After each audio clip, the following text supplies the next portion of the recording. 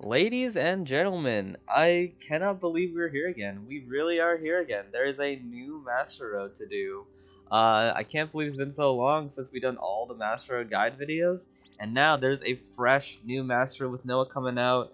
He doesn't do any of the new old Master Roads, so they had to make a new one for him. It's still kind of considered Hernia, as you can see, they're like reflections of each other in a way. Um, but yeah, it's a fight with Ebalon, quote unquote, and I'm gonna fight it alone so you guys can see the attacks. It's a bit overwhelming at first, but I feel like it is a very simple fight, and it can be a very quick fight if you're taking it seriously. But I'm gonna go at it slow just so you guys can see what you have to do to beat him. So, he revolves around these two staffs that he puts on the ground.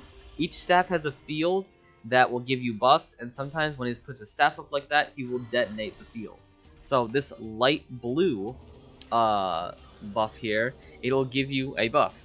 It's the only one that gives you a buff. It just says it makes you, grants you the power to fight against darkness. I'm not sure what that means. If that just makes you stronger, or if that resists the debuff. But if you go into this blue circle, you'll notice I'll start getting a debuff. And I'm hit by that fireball too. I'll start getting the debuff. It says Dark Aura, Dark Light burns your body. Or burdens your body. And then he also, yeah, there you go. He also reverses the fields as well, so be aware of that. Whenever he has a skill cut in, he's gonna summon this moon with the dark light. Again, it'll give you a debuff as well. You can just run away from that. And yeah, there you go. He puts his staff up, and then he chooses a field to detonate, and then he detonates it. Pretty simple, pretty straightforward. He also has another attack where he puts up another moon in the sky, and that will debuff you in a different way. It'll debuff your jump speed. So if that happens, I'll make sure to show it off. But even now, you can tell my jump speed is a little bit hampered just because I have so many stacks of the debuff. Yeah, there we go. Here, you see, and it does continuous damage to you as well. So there you go. Deep darkness burdens your body. And you can see I'm barely jumping anywhere high at all. But maybe if I get the light debuff, it'll make me a bit lighter. And that's about it for phase 1, to be honest with y'all. That's honestly it for phase 1. So let me move on to phase 2 here. Aside from that, though, he's a little bit of a pushover. Like, he just really does just stand here, giving you buffs and debuffs. You do feel, like, really slow when the debuffs start to tack on, but it's not too bad. Like, if you're going fast, I think you'll be fine. I haven't fought him fast yet. I'll do it after this run. But, here we go, phase 2. So in phase 2, he adds another field, a dark purple field. That will reduce your attack, I believe. And then he has his new attack where he puts a symbol on the ground and then explodes it. Just watch the ground, wait for the symbol to come up. Yeah. So the basic thing here is just kind of be in the light blue field and then watch while he detonates. So he detonates the blue field. So honestly, just stay in the light blue field until he detonates specifically the light blue field. It's just RNG, like 1 out of 3, whether he detonates what field. So there you go. And sometimes he will like to spam it. It's just up to him whether he wants to spam field detonation or he wants to put a mark on the ground. It's literally just up to him what he decides to do. And here is his super attack. No, he's doing his thing on the ground there. Again, just watch the ground. If you see a symbol, run away from it. It's mostly just running away. You know, a very reactionary fight. Just running away. Also, if you do overlap fields, you will get both debuffs or both buffs. And here's his super move. I like to call this Sesame Street. You'll have to match the symbols behind you with the symbols the staff show. So it'll be Crescent Moon, Full Moon, Half Moon. So Crescent Moon, it's technically Full Moon, but I'm gonna fail it to show it to you guys. So if you fail it, there's nothing you can do. You failed it automatically, and there's literally nothing you can do. You gotta just take the death here. I got a resurrection passive there, so I didn't die. But, in my opinion, very easy to dodge, very easy to dodge. I'll do one more cycle so you guys can get a grasp at things, and then we'll talk about, is this good to grind, and etc, etc. And then, of course, we'll do the fast run. Again, how many of you guys remember? I'm gonna get hit by that. There you go. I'm also getting debuff stacks as well when I get hit by the floor seal. And, again, you're just chilling inside the light blue circle until he detonates the light blue circle. You know, attack him when you can, all that good stuff. Like, he has no qualms about you attacking him. But be aware, attacking, might make you slow. The field detonation does hurt. As you can see right there, the field detonations will hurt. I have a lot of adaptation and all that, and it's still pretty chunky on myself. So, move with purpose. Move with a purpose. I'm just kind of casually moving, but you know, use your shadow steps, use whatever speed maneuvers you had, you know, air dashes and all that good stuff. But yeah, just stay vigilant. Honestly, you can like do damage to him while he's just kind of going and marking the fields. Oh wait, here we go, Sesame Street again. All right. So it's gonna be full moon and half moon and crescent moon, and that will wrap it up for you guys. Honestly, you guys, when it comes to the super attack, if you're doing it with a team, just have one person do it.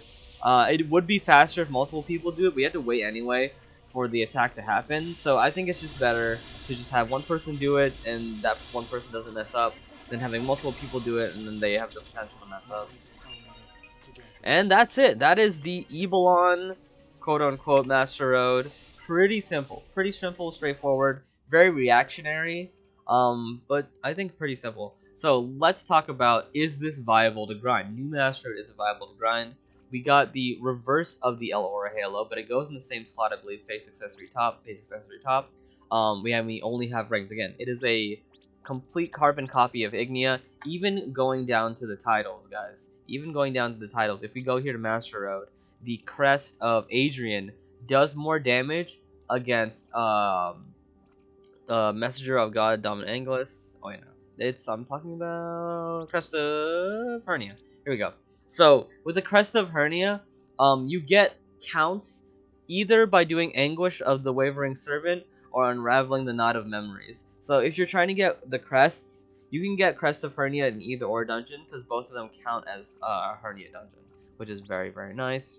Yeah, so in terms of the accessory is not good, because it takes up the slot right here of Demonic Vine Crown, which is the best accessory in the game. So you don't have to worry about that. But for cosmetic purposes, some people might like it. But the big thing here is rings. Just like the Ignia fight, it only drops rings. And the best thing about the Ignia fight in comparison is, oh, rather, the best thing about the Ebalon fight in comparison with the Hernia fight is the Phase 1, I believe, is a lot faster if you're trying to go fast. The problem with the Hernia fight is Phase 1 is a little bit slow, Phase 2 is simple and easy, but the first phase is just very slow, and you gotta take a while to kill the clones. But this first phase, he's just a human, he's just standing there, and you can just kind of DPS him down, and then just go to town. So, with that being said, let's get a fast run in. This is gonna be my first time running him fast, so if I mess up, please excuse my bad gameplays. I will try my best here. But yeah, honestly, like, the fact that he only drops rings just like Hernia is absolutely amazing in terms of grinding. And again, like I said, the dailies are here now. So honestly, guys, I just might be spending my daily time. If I'm not going with somebody else who needs to do Crescent Master of titles, like, I just might be going here. I honestly just might be going here just to clean them up nicely.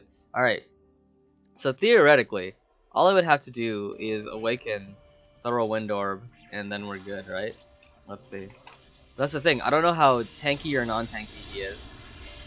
Let's see if he's tanky. I think it felt like he almost had some decent tank. It felt like he had some decent tank, but obviously not too much to escape me.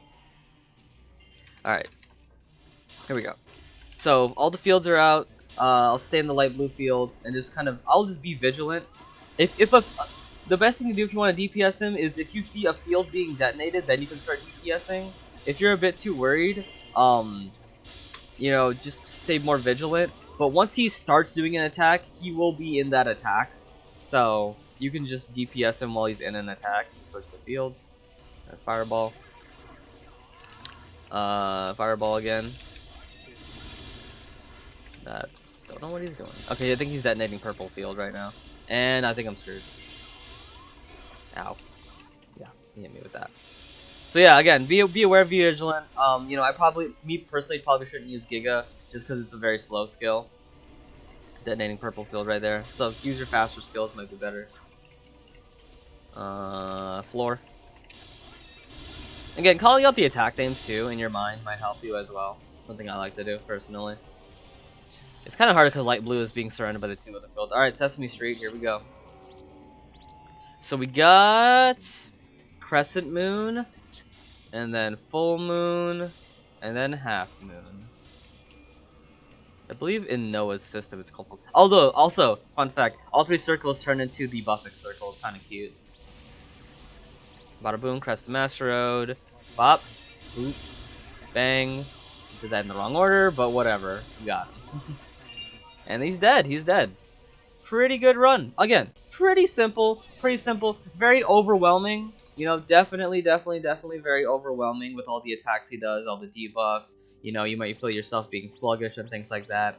But if you're paying attention to him, you know, watching his flow of attacks, you know, watching the fields, watching the floor, you'll be fine. I honestly think you'll be fine. Just make sure you're moving with a purpose, and you know, if you do choose to DPS him, make sure he just started an attack, and make sure you're not using very slow skills. But that is all for me in this video. I would say in terms of grinding, top 3 right now, because he only drops rings. Rings are one of the most expensive Master Road accessory. They can give you great stats. I believe crit damage increase, and I believe some adaptation too if you want to choose that, or if you get that identification rather. So I think this will be a great thing to grind, because again, unlike Hernia, where that first phase is very slow, you have to wait for all the clones to spawn in, as I just showed right now. If you have a lot of damage, or you know somebody who has a lot of damage and they want to grind this, you can just DPS that first phase down super duper easily. Throw a Wind Orb, bada boom, go to town. Phase 2, you know, again, and then the phase 2 is pretty fast. You're just waiting for him to start a super attack. So it's just very simple. It's just very simple fight, very quick fight, and some great drops. Absolutely fantastic Master Road to grind. But yeah, that's going to be it for me. Hope you guys enjoyed this video. It is so crazy to be doing another Master Road guide video, but I hope this was very helpful to you, and I hope you guys enjoying Noah and grinding the Ebalon, quote unquote Ebalon fight. And yeah, I will see you guys next time. Have yourselves a fantastic day.